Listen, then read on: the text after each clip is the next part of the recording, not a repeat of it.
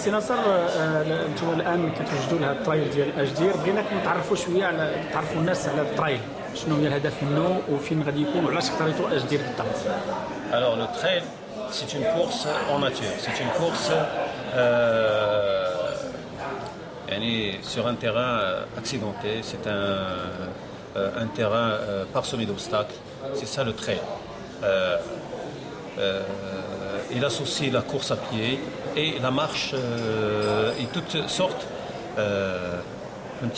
sortes de progression pour arriver à la ligne d'arrivée. Mais il n'empêche que le trail, c'est pour profiter et découvrir la nature en elle-même. Et chaque endroit est différent d'un autre. Donc ce qui fait quand on court, on découvre des terrains variés, des terrains accidentés, des terrains caillouteux, des montées, des descentes. On court dans la vallée, et après le sommet, les crêtes et tout ça. Au milieu des arbres. Donc c'est ça le plaisir de ce trail. Une distance à parcourir. Non, il n'y a pas de distance. Ça peut aller de 10 km à 60 à 80 km. C'est suivant l'objectif de chaque trail. C'est-à-dire que veut l'organisateur. On n'a pas une distance bien définie, mais qu'est-ce qu'on veut, c'est le choix dépend du trail en lui-même. C'était un trail de 30 km, parce que la région, on peut la faire en 30 km, ou la région, on peut faire en 40 km, ou 60 km, ou 80, ou même 10 km. Vous voyez, alors ça se passe en plein au milieu de la nature, c'est loin de la route, loin du goudron, c'est à l'intérieur de la nature. Quelle est la différence entre un trail et une randonnée? Alors une randonnée, c'est une randonnée, il peut être sportive, une randonnée sportive quand il est active, ça se fait avec comme la marche nordique, qui est une sorte de randonnée maintenant qui se pratique de nos jours avec les bâtons. Le trail aussi, il se pratique avec des bâtons. On court avec des bâtons, on marche parce qu'il y a des petites grimpettes. On peut les faire à l'aide des bâtons. Il y a des lacets, des endroits trop serrés pour marcher, donc on utilise les bâtons. Donc c'est ça le trail, c'est ça le trail. Et d'ailleurs le trail, ça se pratique avec un sac à dos, avec des bâtons.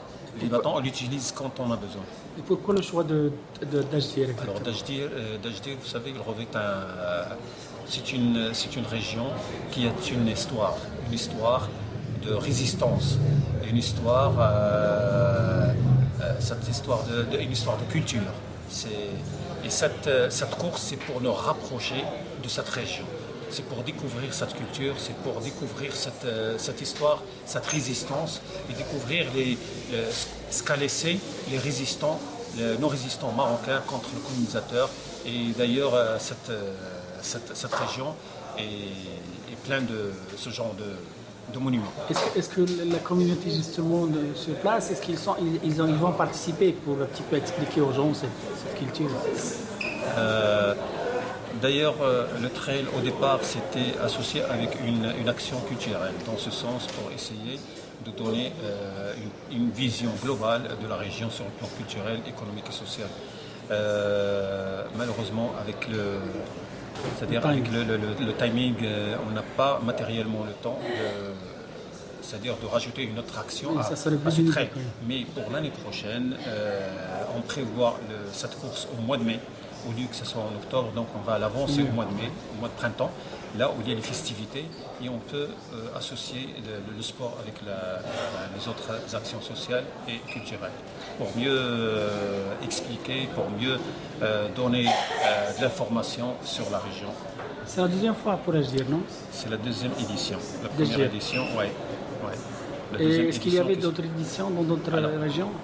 Alors, il y a eu le trail de Toutrit à Ifrane, et il y a eu le trail du Tafraout aussi, et il y a eu le trail d'Asni, et aujourd'hui, il y a eu le trail aussi de Bouskoura. Et l'année prochaine, il va y avoir le trail de Bouskoura prochainement au mois de mars. Et cette année, le dernier de cette année, c'est celui d'Ajdir. Donc on va clôturer cette année avec le trail d'Ajdir qui se déroulera le 18 octobre 2014. Merci beaucoup, c'est bien.